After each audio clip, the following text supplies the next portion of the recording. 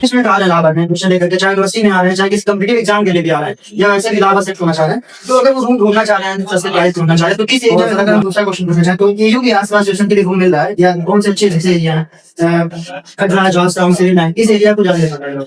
अगर civil line, George Town, सब location पे रूम देखना चाहे तो कितना कितना रूम का केवल रूम, यहाँ जो लैंडलॉर्ड्स होते हैं, रूम का मालिक होता है, क्या वो कोई डिपॉजिट फी लेते हैं या लेते भी हैं? सारी जगहों पर ऐसा नहीं। जो नए स्टूडेंट्स आते हैं, क्या उनसे रूम के नाम पे कोई फ्रॉड होता है, स्कैम होता है? अगर ऐसा होता भी है तो कैसे पहचान करें कि क्या रूम के नाम पे फ्रॉड होता है? पिछली गया हूँ 2020 से, बाकी मैं मेरा युवा भारत से जुड़ा हुआ हूँ और अपना उसमें एक सेवा दे रहा हूँ, समाज सेवा के रूप में। तो सर क्वेश्चन लोगों का क्वेश्चन आ रहा है, तो जो नए स्टूडेंट वाले इलाहाबाद यूनिवर्सिटी में जितने भी लोग नए एडमिशन ले रहे हैं, उनके लिए एक रूम के रिलेटेड जो क्वेश्चन कर रहे हैं कि कहाँ पे रूम लिया जाए, किस एरिया में रूम सस्ता मिल जाएगा, ऐसे फिर कई सारे क्वेश्चन पूछने के लिए हमने इन्वाइट किया सर को। तो ये आप जो भी क्वेश्चन आपके हैं वो आप पूछेंगे, सर उसका कुछ इन्फॉर्मेशन आपको देंगे। तो सर का बहुत बहुत स्वागत है चैनल पे। धन्यवाद। तो सर थोड़ा आप अपना इंट्रो दे दीजिए जिससे जो परिचित हो जाए आपसे। जैसे कि इलाहाबाद यूनिवर्सिटी में जितने भी लोग हैं वो पहले से सर को जान ही रहे हैं, लेकिन एक नए एडमिशन जो आ रहा है उनके लिए इंट्रो प्रोसेस चल रहा है। सबसे पहले आपके माध्यम से और आपके चैनल के माध्यम से इलाहाबाद विश्वविद्यालय में आए हैं सभी नव प्रवेशित छात्र छात्राओं का बहुत बहुत स्वागत है।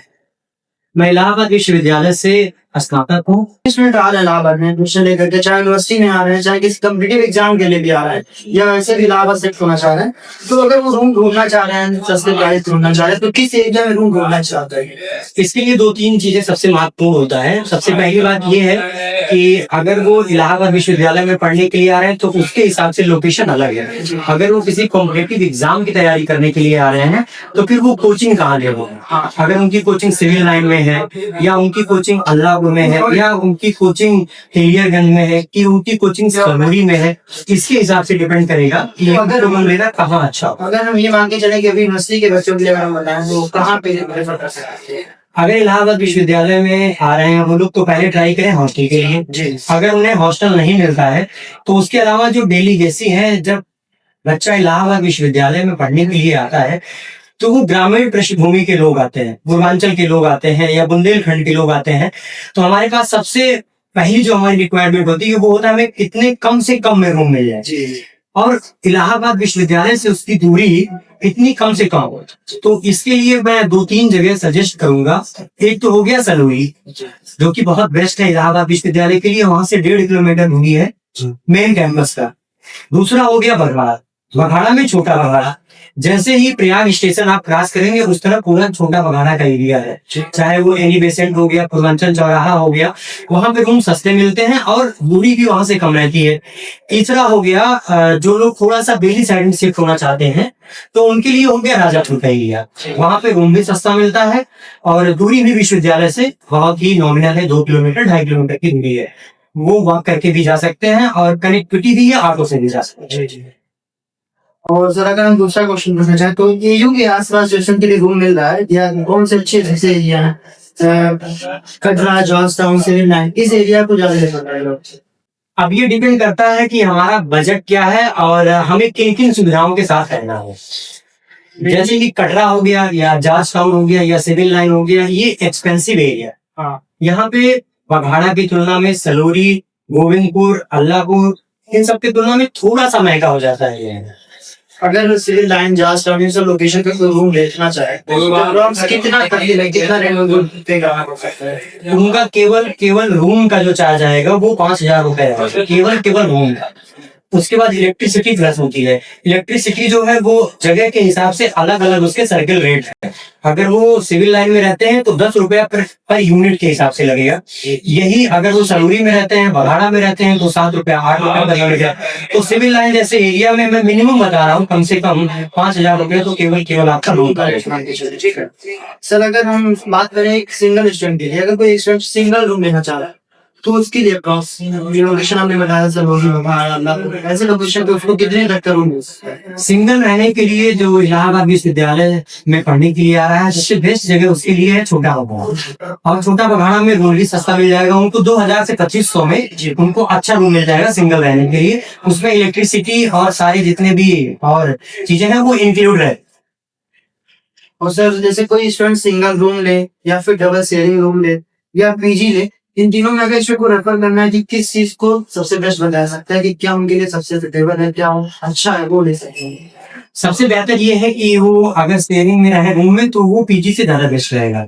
अगर पढ़ने लिखने का एक अच्छा माहौल चाहिए तो बेस्ट ये है कि वो किसी बड़े लॉज में ना जा करके, जैसे 2-4 कमरे वाले जो घर होते हैं, और इलाहाबाद में लगभग 70% से ज्यादा मकान ऐसे हैं जिनको किराए पर लोग उठाते हैं। तो थोड़ा सा मेहनत करना होता है आपको सलूरी में या बघाड़ा में। आप एक बार जाएंगे तो आपको रूम निश्चित रूप से मिल जाएगा एक दिन में। और जहाँ 2 कमरे 4 कमरे 5 कमरे हैं वहां रूम ले लीजिए, अच्छा वातावरण रहेगा और शेयरिंग में रहेंगे तो आपका लिविंग कॉस्ट भी कम हो जाएगा। और यहाँ जो लैंडलॉर्ड्स होते हैं, जो उनका मालिक होता है, क्या वो कोई डिपॉजिट फी लेते हैं या लेते भी हैं, तो कितना लगभग? नहीं, सारी जगहों पर ऐसा नहीं है। कुछ जगहों पर सुनने में ऐसा आता है कि वो कुछ डिपॉजिट फी जमा कराते हैं, लेकिन जैसे कि जो मैक्सिमम जहाँ पे छात्र रहते हैं, स्टूडेंट्स रहते हैं, जैसे कि तेलियरगंज हो गया, गोविंदपुर, सलोरी, बघाड़ा, अल्लाहपुर, ऐसे जगहों पर किसी भी प्रकार का फी डिपॉजिट नहीं कराया जाता है। ये चीजें जो है सिविल लाइन में है, या अगर यहाँ आप लेते हैं रूम जो है सॉरी कटरा में, तो यहाँ पे ये चीजें सुनने को मिल रही हैं कि लैंडलॉर्ड के द्वारा कुछ फी डिपॉजिट कराया जा रहा है। कुछ जो नए स्टूडेंट्स आते हैं, क्या उनसे रूम के नाम पे कोई फ्रॉड होता है, स्कैम होता है? अगर ऐसा होता भी है तो कैसे पहचान करेगी क्या रूम के नाम पे फ्रॉड कर रहा है? बिल्कुल ऐसा होता है और ये टेंडेंसी धीरे धीरे बढ़ रही है हर दिन। ये जो नए बच्चे आते हैं उनके पास में जानकारी का अभाव होता है। वो सोशल मीडिया का यूज तो करते हैं लेकिन अच्छी चीजों में नहीं करते हैं, और सोशल मीडिया के माध्यम से ही खराब होता है। जैसे कि बहुत सारे ग्रुप्स बने हुए हैं और बहुत सारे वेबसाइट भी बन गए हैं गूगल पर, एक कमरा देखो, कमरा अड्डा, कुछ जेन्युइन वेबसाइट है और इसी में कुछ फर्जी फेक वेबसाइट। साइंस डिपार्टमेंट में है, कोई लॉ डिपार्टमेंट में है, कोई आर्ट फैकल्टी है, तो क्या डिपार्टमेंट के हिसाब से भी कुछ लोकेशन डिफरेंस है? नहीं, बहुत ज्यादा अंतर नहीं है। जो मेन कैंपस है वो लल्ला चुंगी के एकदम पास में है। वहां से जो साइंस फैकल्टी है उसकी दूरी महज 500 मीटर के अंदर ही है। वहां से कॉमर्स फैकल्टी की और आर्ट फैकल्टी की जो दूरी है वो भी 700 मीटर के अंदर ही है। तो इसलिए बहुत ज्यादा अंतर नहीं होगा। लेकिन हाँ, मैं इतना जरूर कहना चाहूंगा, अगर कोई लॉ के लिए आ रहा है या कॉमर्स के लिए आ रहा है तो उसके लिए जो नजदीक एरिया है वो मेवराबाद मंकोड़गंज है, या फिर वो तेलियरगंज जा सकता है, गोविंदपुर जा सकता है, शिवपुरी जा सकता है।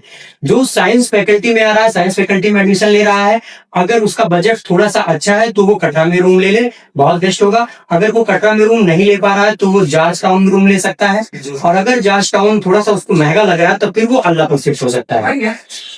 सबसे रेलेवेंट क्वेश्चन जो यहाँ आने के बाद स्टूडेंट का होता है कि खाना खुद बनाना बेस्ट है, मेस करना बेस्ट है, टिफिन लगाना बेस्ट है, क्या सबसे बेस्ट है, और कौन सा मिनिमम खर्चा में कौन सा हो सकता है? बेस्ट तो तीनों है। अब ये डिपेंड करता है कि हम किसके साथ कंफर्ट है। अगर हम खाना बनाने में सक्षम हैं तो सबसे बेस्ट ये है कि हम खाना खुद बनाएं। अगर हम खाना बनाने में सक्षम नहीं है, हमें भी सीखने की प्रक्रिया में हमें समय लगेगा, तो फिर उनके लिए मजबूरी है कि उन्हें होटल का रुख करना होगा, होटल की तरफ जाना होगा। तो फिर वो सस्ते होटल की तरफ जा सकते हैं। और जितने भी डेलीगेसी हैं जिनका भी नाम लिया जा रहा है, सलोरी, बघाड़ा, अल्लाहपुर, तेलियरगंज, गोविंदपुर, मंकोड़गंज, मेवराबाद, सारी जगहों पर जो छोटे छोटे होटल्स हैं वहां पे सस्ते रेट पे, और वहां पे उन लोगों का 2 रेट चलता है। एक ये है कि आप मंथली बुकिंग करते हैं या पर डे करते हैं। अगर आप मंथली करते हैं तो उसका पैसा थोड़ा सा कम हो जाता है, और अगर आप 1 दिन 2 दिन करते हैं तो वो पर डे के हिसाब से और पर टाइम के हिसाब से चार्ज करते हैं। यहाँ जो रूम मिलता है तो क्या उसका इलेक्ट्रिसिटी उसी में इंक्लूड होता है, नहीं होता है? तो इलेक्ट्रिसिटी का क्या रेट है, जैसा आपने पहले कवर किया है? हाँ बिल्कुल, कुछ जगहों पे इलेक्ट्रिसिटी कमरे के साथ में इंक्लूड होता है, कुछ जगहों पे नहीं रहता है। जहाँ नहीं रहता है वो लोग बता देते हैं। अब ये कह पाना थोड़ा सा मुश्किल है बड़े स्केल पे कि किस एरिया में इलेक्ट्रिसिटी बिल इंक्लूड होता है, किस में नहीं होता है। जैसे कि अगर अल्लाहपुर की बात करें तो अल्लाहपुर में बहुत सारे मोहल्ले हैं, जैसे कि तिलक नगर हो गया, या यूको बैंक का एरिया हो गया, या लेबर चौराहा हो गया, या सब्जी मंडी हो गया। तो वहीं पे आप देखेंगे कि एक गली में 5 कमरों में ऐसे हैं, 5 घर ऐसे हैं जहाँ पे बिजली का बिल इंक्लूड है। अगले उसी गली में 5 घर ऐसे हैं जहाँ पे अलग से बिजली का बिल देना पड़ता है। तो वो अलग अलग एरिया पे अलग अलग यूनिट के हिसाब से। सर आपके हिसाब से जो नए स्टूडेंट आते हैं रूम लेने, तो वो रूम लेते समय कौन कौन सी बड़ी गलतियां कर देते हैं जिसकी वजह से उनको रूम का पूरा रेंट पे करने के बाद ही वहां रुकना पड़ जाता है कि अब परेशान हो गए, इस महीने का पेमेंट कर चुके हैं तो रुकना ही रुकना पड़ेगा? 2-3 बेसिक दिक्कतें आती हैं। सबसे पहले जब वो जाते हैं रूम देख लेते हैं, लेकिन वो ये नहीं श्योर कर पाते हैं कि क्या यहाँ 24 घंटे पानी की उपलब्धता है। और जो कि पानी जो है वो हमारी बेसिक नीड है, मूलभूत आवश्यकता है। अगर मूलभूत आवश्यकताओं की पूर्ति नहीं होगी तो हम बहुत दिन तक वहां पे सरवाइव नहीं कर सकते हैं, तो इस मजबूरी में उन्हें छोड़ना पड़ता है। दूसरा ये होता है कि बहुत सारे रूम ऐसे होते हैं कि जहां पर मालिक का बहुत ज्यादा रोक टोक होता है जी कि आप 5 बजे के बाद रूम में नहीं आ सकते हैं, आपको 7 बजे के पहले रूम से जाना नहीं है। तो ये उन्हें तत्काल पता नहीं होता है। जब वो वहां 10 दिन 15 दिन रुकते हैं, जैसे कि मैं अपना खुद का एग्जांपल बताऊं, मैं एक जगह पे रह रहा था यहीं प्रयागराज में ही, तो मैं जिस रूम में था तो वो पूरा एक तरीके से ये था कि अगर आपके यहाँ कोई आपका दोस्त आ रहा है तो एक दिन पहले आप आवेदन करेंगे, फिर वहां से अप्रूवल मिलेगा, हाई कोर्ट का नोटिस आएगा, तब आप रोक सकते हैं। तो ये समस्याएं जो होती हैं बाद में बच्चों के लिए दिक्कत, तब फिर उनको वहां से छोड़ना पड़ता है 1 महीने के अंदर या 15 दिन के अंदर चीजें। अगर मान लीजिए आपका कोई छोटा भाई छोटी बहन आ रही है तो उसको कौन सा 3-4 सलाह आप देंगे कि रूम लेने से पहले कहाँ रूम ले या उसके लिए कैसी सुविधाएं आप रखना चाहिए?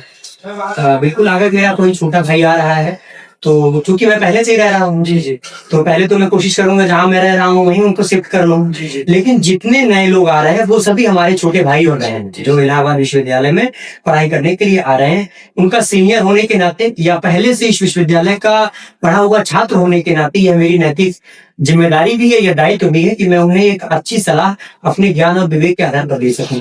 तो जो छोटे भाई आ रहे हैं उन्हें मैं कहना चाहूंगा कि वो एक रूम ले, पीजी की तरफ बहुत ज्यादा रुख ना करें और कैंपस के आसपास जाएं। जी कभी कभी होता है कि दोस्त के दबाव में या किसी और के दबाव में हम ऐसी जगह रूम ले लेते हैं जहां से विश्वविद्यालय की कनेक्टिविटी कट जाती है, तो फिर हम पढ़ाई लिखाई से बहुत दूर धीरे धीरे होने लगते हैं। अगर हमारी कोई छोटी बहन आ रही है तो मैं उसे ये सलाह देना चाहूंगा कि वो कोशिश करें लॉज के बजाय पीजी की तरफ रुख करें। पीजी जो होता है वो लॉज से थोड़ा ज्यादा सिक्योर होता है, वहां पे किसी का फालतू आवागमन नहीं होता है, सीसीटीवी कैमरे होते हैं, वहां पर एक केयर टेकर होते हैं, और वो कोशिश करें कि इलाहाबाद विश्वविद्यालय के जस्ट सामने से ही जो मेन कैंपस है आर्ट फैकल्टी, एक बंद हो जाता है, उसमें 2-3 अच्छे पीजी गर्ल्स हॉस्टल है, तो बिल्कुल कैंपस से 100 मीटर के रेंज में।